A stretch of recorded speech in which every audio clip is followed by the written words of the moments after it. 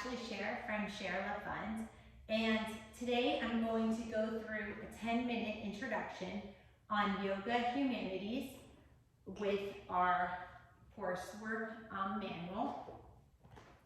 And this is for the women at Rikers Island and incarcerated women, but it's also for everyone.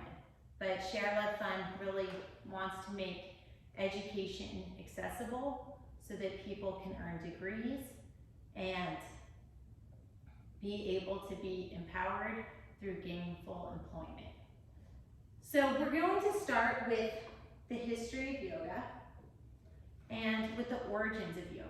And this information is in your course manual. The volume I have is page 132, but it's under the Humanities section. The beginnings of yoga were developed in northern India over 5,000 years ago. The word yoga was first mentioned in the oldest sacred text, the Rig Veda. The Vedas were a collection of texts containing songs, mantras, and rituals used by the Vedic priests. Yoga was slowly refined and developed, and documented practices began.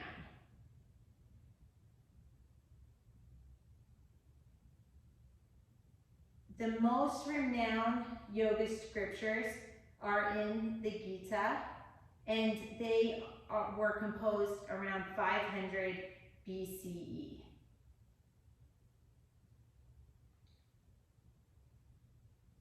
The teachings of yoga center on self-knowledge, action in terms of karma yoga, and wisdom.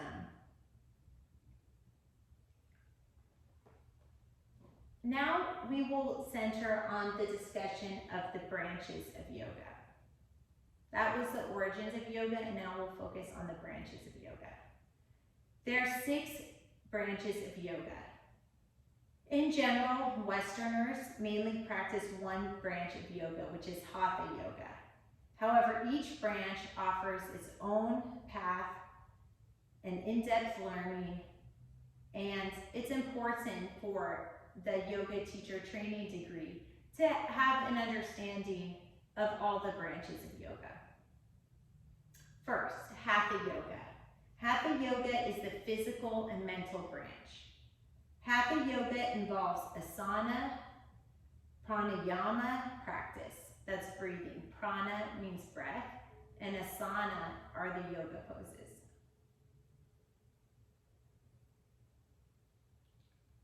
And that is generally what we think of when we think of a yoga class. We think of movement and breathing, the poses and the breath. The teacher will say, stand up tall and inhale your arms up and exhale your arms down. That's Hatha Yoga. The breathing and the movement. The second is Bhakti Yoga, and that is a branch that's more religious, and that talks about the relationship with God, and that is not what we are teaching in this course, but we are mentioning that it exists.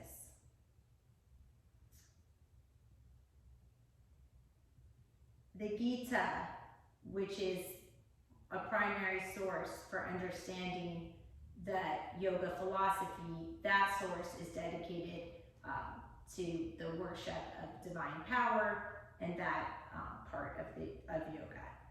For us on this yoga teacher training, we're just focusing on movement and breath. When we do talk about the ancient yogic texts, we're using them as a way to stimulate your and all of our critical thinking skills. We're not using it to brainwash or impose views on anyone. We're using it to stimulate your own free thought and promote discourse, and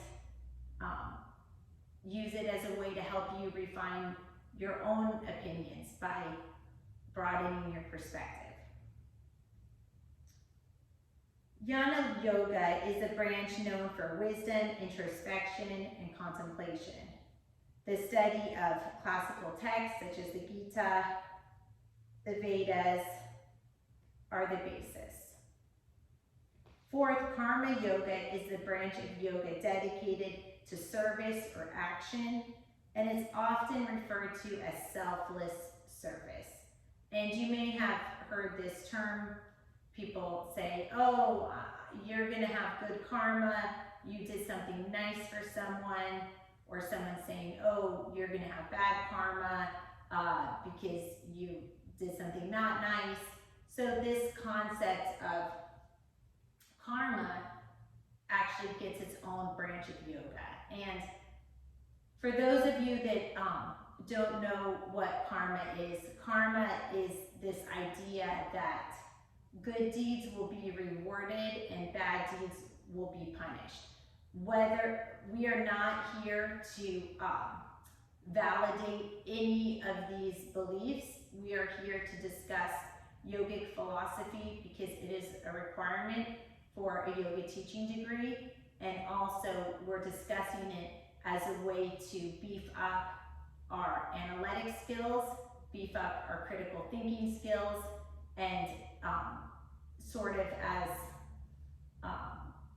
like a job training kind of exercise to really get more comfortable with reading, writing, critical thinking, all the things that you are going to want to use when you place into jobs. So, so basically the idea of karma yoga is an idea of karma is that basic theme that the good deeds you do will be rewarded and the bad deeds you do will be punished, and whether or not we believe that to be true, this is a philosophy that encourages good behavior. So that is one of the outcomes of karma yoga, is that it sort of encourages people to have good behavior. So it says, karma yoga says to engage in selfless service, to better your karma, and thus better your future circumstances. The Gita discusses the philosophy of karma yoga, and it offers stories for examples of its practice. The fifth area of yoga is Raja Yoga, and that is the royal branch. It's classical yoga, also called Ashtanga Yoga. Again, this yoga teacher trainee, that's not our style. The style of Ashtanga is very precise in the movement. It matters exactly where your head is, exactly where your body is, and this is my personal opinion, and you may have a different personal opinion, but my personal opinion, and the reason why I personally don't teach Ashtanga Yoga, is because different people's bodies are made differently, and it's not always a good fit for everybody's body to have their foot way up here or this or that. So Hatha Yoga focuses more on your breath and movement, and it allows for more wiggle room, so to speak, on the exact placement and alignment of your body. So I like to teach yoga in a way that it is accessible to everybody and everybody feels good after it. I think that sometimes when we spend too much time focusing on exactly the foot being like this and the neck being at this angle, sometimes it just feels a little overwhelming, and we don't get as much of a chance to be ourselves.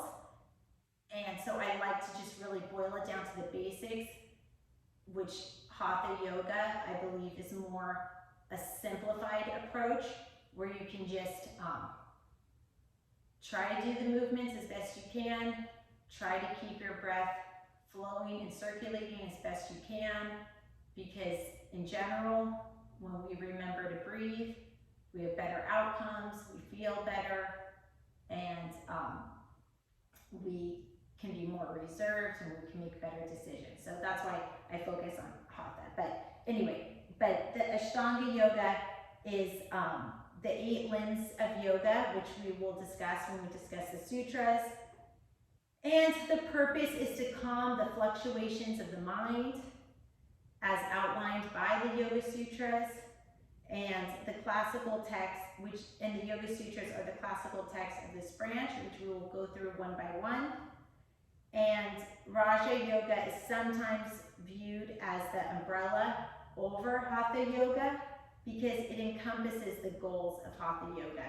And that's true in a lot of ways, and why it is also the reason why we will go through each of the 195 sutras one by one in little short 195 videos. But the reason why is because this philosophy of the sutras is the thread that runs through yoga, the principles behind it. But when we teach the sutras, we don't teach it as gospel.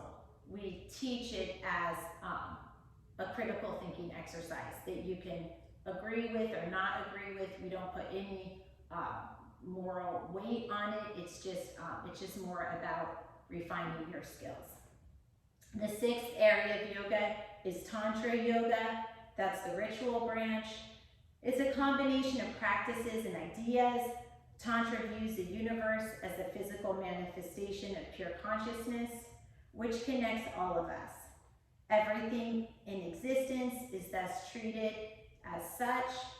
Tantra Yoga recognizes the subtle energies behind all that is physical and mental, and it creates rituals to honor these aspects of life.